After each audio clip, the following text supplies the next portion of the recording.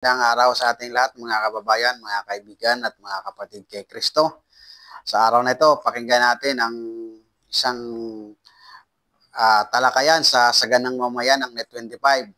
Ito naman ay hinahanap nila si Epipanyo Labrador. Epipanyo Labrador, bakit hindi ka sumipot sa TRICOM hearing kahapon, April 8? Akala ko ba matapang ka?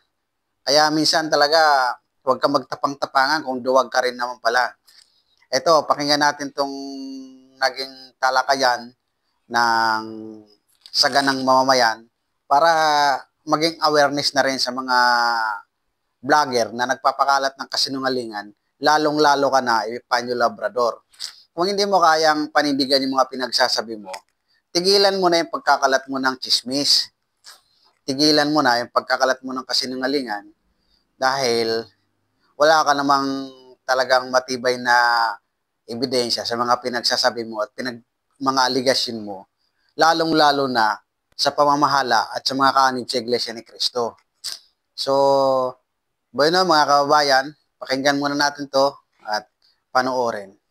Sa Metro Manila, Yon, Metro Manila. Sa oras po ito ay nagpapatuloy po ang Pagdinig ng TRICOM. Ng TRICOM. Yan. Si Kong JJ Suarez, ng Quezon. Ito po ay pinangungunahan ni Congressman Pimentel. At si Congressman Pimentel na yun ang nag-preside, Dati yan siya si Congressman yan, sa Lagunan, Fernandez. Oo, Abisi. Oo nga naman, medyo hindi maganda ang laban ni Congressman Dan sa buong Laguna. Kaya mukhang wala na siyang panahon para puntahan pa itong pagdinig na ito. Dati siya, di ba, siya tumatayong chairman ng tatlong committee ito.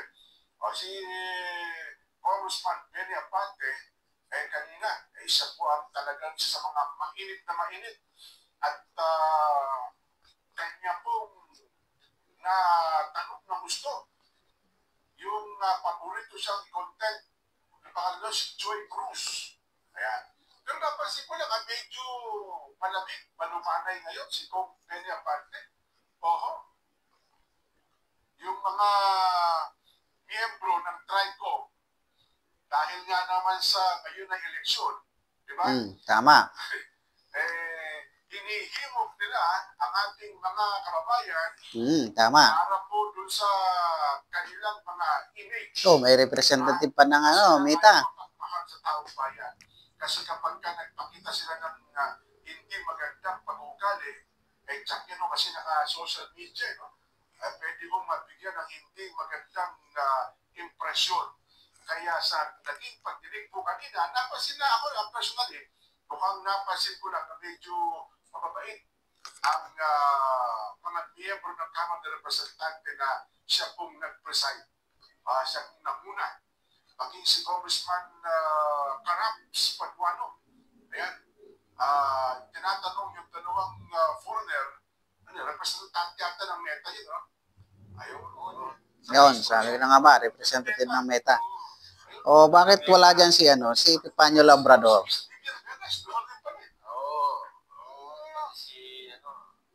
Oli de Castro nagpunta. Si Kabayan pa rin punta rin doon? Oo. Ayun. Pag-imbitado ba sila?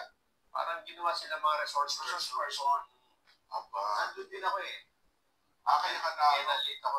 Ayun pala naman. Kamusta naman ang naging pagdinig? Mukhang sabi ni Kong Benny Abante, dapat tayo tulungan nyo kami para makabuo tayo ng mga regulasyon. Yes. Para ma-regulate po ang inyong hanay. Makagawa kami ng kaukulang reglamento, mga batas. Paano ba natin i-regulate?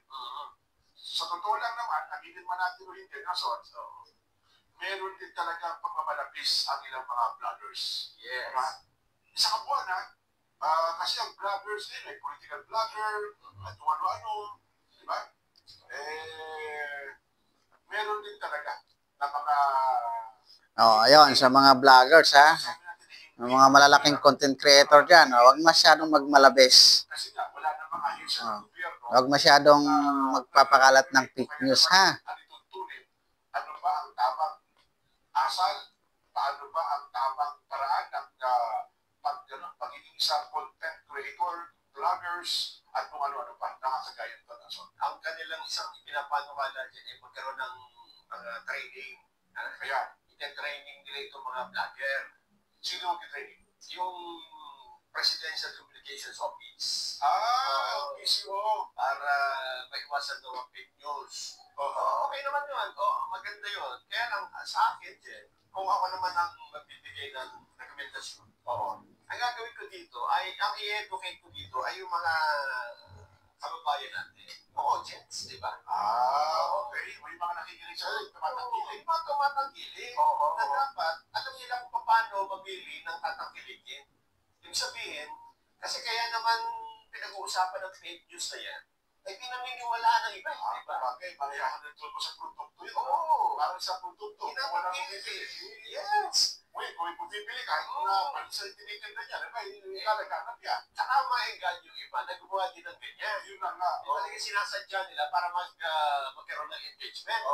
Sinasadya nila ang iba din ng kaunti para magkaroon ng pagtatalo, argumento, at sagutan dun sa post na yun. So, nagiging viral. Kasi alam nila, ang totoo na yung mga nagpa-vlog na yan, inaral din nila kung ano ang nangyari, yung viewers, at saka yung kanilang mga taga-subaybay, ano ang magpapakiliti sa kanilang isipan para yung kanilang content ay tangkilikin ng tao at kahit hindi na taga-tangkilik, ano ba yung paraan para i-bait, yung sabihin magkaroon ng interactions sa kanilang channel, ng kanilang vlog. Pero kung ang mag-uusapan ay fake news din, parang ano yan parang lason, di ba? Oo nga. Meron kang lason. Yung mga tao, nagtitinda ng lason. Kung walang bibili niyan, walang iinom ng lason, walang mabibigtiman. Kasi alam mong lason. Kaya ang maganda dyan, dapat ipaalam natin sa mga kababayan natin, paano mo malalaman kung yung nagpo-post o yung nagsasalita ay hindi na malinis sinasabi. Tama ka. Hinahanap ko, dumating ba si Panyo? Hindi. Yun, Panyong. Saan ka naman nakakita ng yun mismo sa video niya, tinapakpan niya yung mukha niya. Panyong, saan ka na? Hinahanap ka na. Diba? Pumukha lang kunyari matapang sa kanya sa Hindi po pa. Kunwari ka lang daw matapang, Panyong.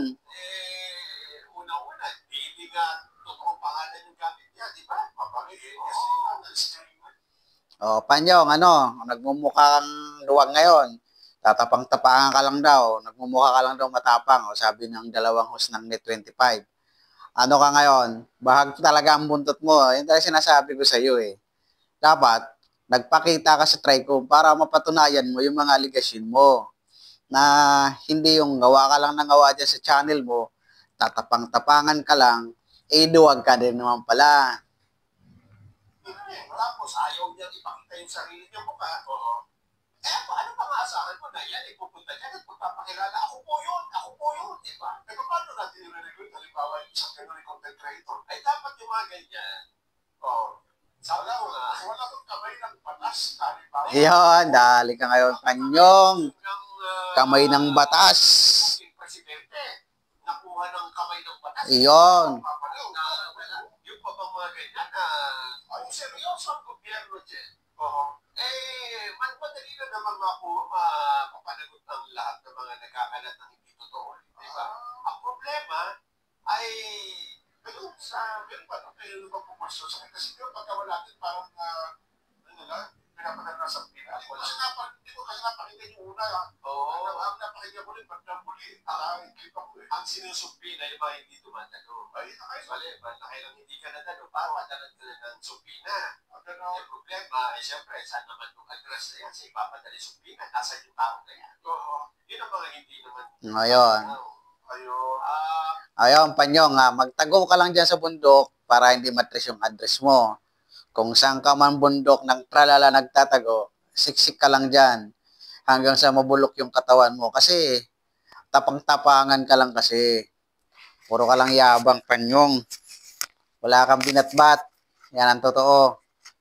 Kung talagang matapang ka at may binatbat ka, lumabas ka, humarap ka sa Tricom. At doon mo patunayan lahat ng aligasyon mo laban sa Iglesia ni Cristo at sa pamamahala sa Iglesia ni Cristo. Bitbitin mo lahat ng ebidensya mo na talagang totoo at hindi fake news yung mga pinagsasabi mo at hindi ka nagkakalat ng kasinungalingan. Di ba? Maliwanag yan, Panyo ha. Magtago ka lang dyan para hindi ka mapadala ng subpina. Huwag ka talagang lilitaw.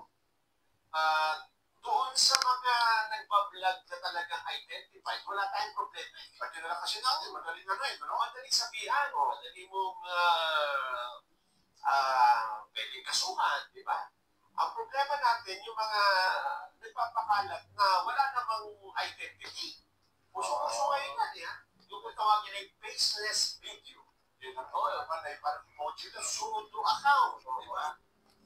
Paano natin nakakapulin yan?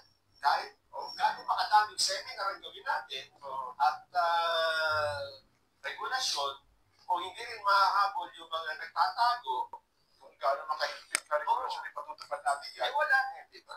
Meron pa rin magkakalat. So, ang isang magandang gawin dito, dapat informed, educated yung mga tao para alam nila na ito, walang kwenta. Sabi ito, laso ito. Yes! Makakapisara ko sa isipan, mas pwede pinakita ko, wala papatala dito. Kaya, sa halip may makasira pa ng isipan ko to. Totoo yun. Unang-una dapat, Jen, nasabihin natin, halimbawa, ako na sa akin natin. Ang dapat mong ituro sa mga nasa social media, yung audience, yung mga content, may subscriber ba daw? Yung mga nakikinig sa kukulisyo. Yan, halimbawa, parang sa akin, yung mga nanonood sa akin. Dapat, ang unang malaman mo ay ma-identify mo muna kung sino yan.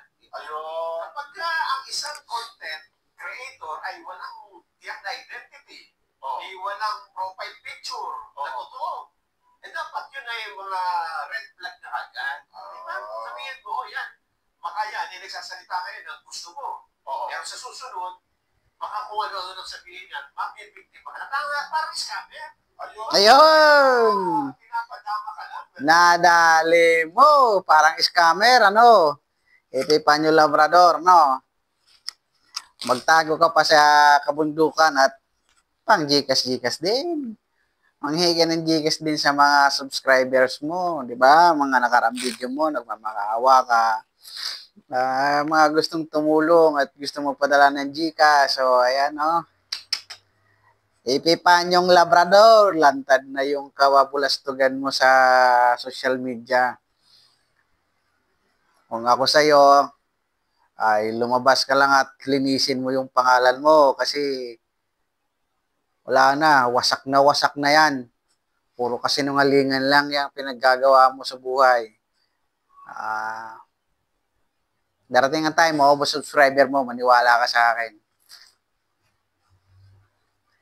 Sa mga subscriber nito, ni Epipanyong Labrador, nako, huwag nyo natangkiligin to. Pakinggan nyo itong sinasabi ng announcer, ng host ng Net25 sa saganang mamamayan. Lason sa isipan yan, si Epipanyo Labrador. Tama to sila Nagkakalat lang yan ng kasinungalingan. Darating ang time, pag kaya ng sinubscribes mo at lagi mong pinapanood, malalason at maapektuhan na rin yung isipan mo.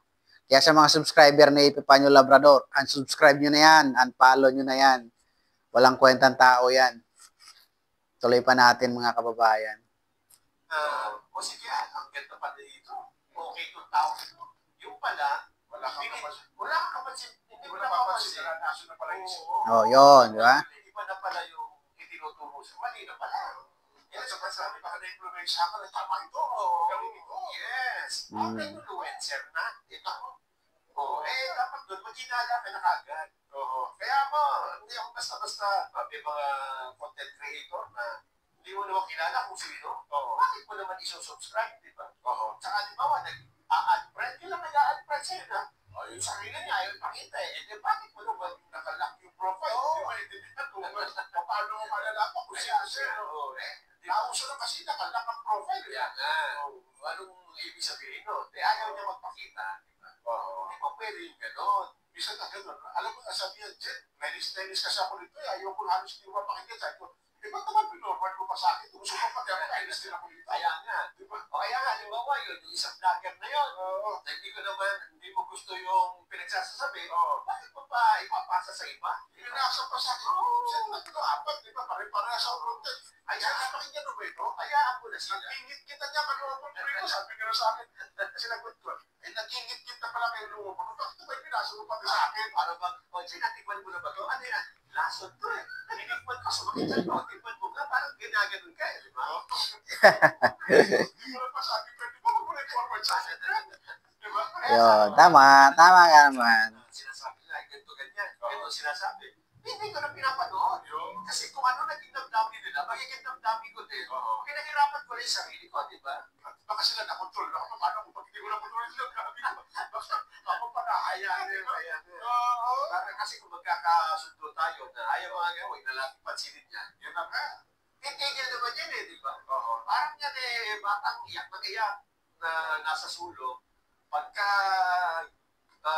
tuwing may gusto, iiyak, kaya ka naman tatakan, di ba? Ako, Pero masasanay, ganun pala. oo. Iyak na lang. Psychological Oo. nangyayari. Kaya ang ginagawa, ay, madami ko lang, ang dami views ko na. Oo. Walang maganda kapag ka nag-iinis ako, Oo. ang daming nanonood, pinapasa-pasa pa. And then, gawa na naman ng panginis yan. Totoo, huwag mong pansinin. Diba, nakita niya, 3 views. Walang pumapansin. Titigil yan. Oo. Diba, titigil yan. Hindi ba naman kasi, makikita mo, ang binibig lang yun, tayo, no? Tayo, yung maraming tunay ito. Tapos hindi dikit organisasyon. Ay pa. Yun ang Kaya kasi nga. alam nila, kapag ka nabanggit yung pangalan na yun, Pero kaya, may audience ka ka. ano yun sa ganyan, kaya ako sa kanila, huwag mo tayo magpaloko sa ganun. Oo. Kung Jelson Bartiagan, okay, Nelson Lugaw lang. Oo. Sabi mo, ay, wala akong pakialam din. Ang problema, susunod bigla yung organisasyon. Kaya, pag makukurso sila ngayon, Kaya, di ba? Kaya nga dapat, yun ang yun ang gawin natin. Ako na natin i-train. Yung Ako ating na mga taga-subaybay. taga-subaybay, yung mga nagko-consume. Meron niya ako nakita kanina, sabi niya, 2 bubok na broadcast. Pinagtawanan si General Torre.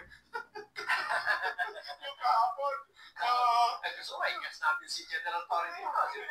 siya pa rin na gano'n, samantalang si General Torre, wala akong problema sa amin yan eh. Kilala natin yan. Yun na nga. Hindi na talaga. Congratulate niya Oo, sa akin. sabi ko nga, sinabi lang natin, abot tenga yung itik. Tapos pinakita sa video, lagpas na nga ang tenga eh, di ba? Lumabas na nga sa patok yung itik. Tuwa ka eh. Tapos yung vlogger naman, siya naman galit na kasi. Dalawang bubok na broadcaster na Net 25, pinagtaman na si ganito. Ang problema, kung saan mo gano'n, tinugtong pa yung organisasyon na kaya tuloy merong iba. Kaya mo na sila. Kapag sa ating mga taga-subaybay, pagka nakita niyo po yung clickbait nila, Huwag mo nang pansinin. kasi yung, well, kung kami lang din Nelson, okay yun, yung problema, itutugtong bigla. Kapag nakita niyo na po, alam niyo na yun, kinukuha lang yung inyong atensyon. Pagka kinlink ninyo, pinanood ninyo, Hindi, sila nanalo. yun nanalo siya. Nabiktima kayo, nabiktima ito sa inyo. Pinagkakitaan ka na, sumakit pa ulo mo, sumakit Ay, tayo ka pa sa puso. yun na nga. Sobrang sama ng loob. Oo. Kaya kung ako sa inyo, dito na lang kayo lagi. Yun. Bago yan. Ano pa lagi mo? Ganito lang. Inis na inis eh. Ay, nako. Anyway, sana lang ko talaga makabuo. Ako, problema ko kasi kung tukoy na, gaya na nasabi ko, tukoy natin, kilala natin, di ba sa isang nagpa-vlog, alam ko sila ng tao. Ang malungkot yun, ang daming mga influencers, vloggers ngayon, na hindi mo alam kung ano mukha, ano address. Di ba? Yan. Kapag ka may problema, hindi mo naman siya mapapanagot. Yes. Kasi hindi mo nga alam kung saan naroon eh. O, so dapat, ang paano ang mga regulasyon natin, doon muna magsimula, di ba? Oo. Kapag ba-vlog, dapat identify kung sino yan. Di ba? May accountability. Kasi ano ba yun? Yung pinabanggit kayo na, yung sabi ng Meta, Yan. sa teka lang ha, Oo. may pinanggit dito eh. Ito. Ayun daw Meta, Nelson, batay sa paliwanag nila, ay hindi daw po nananagot sa anumang post.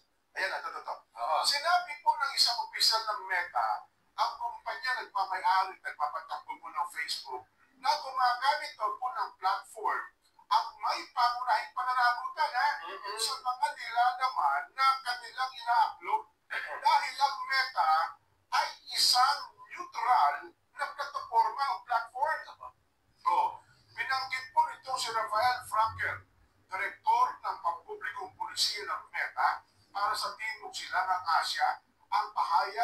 ginagawang pagdinig ng House Tri-Committee kaugnay po ng pagdami ng mga maling impormasyon. Ano ha? Fake. Na impormasyon sa internet. Tinanong po ni Kong Romeo Apo kung may pananagutan ba. Ano nga? May pananagutan ba ang Meta sa mga nilalaman sa mga pinupost sa Facebook na maaaring makapaginsala sa mga biktima ng maling impormasyon?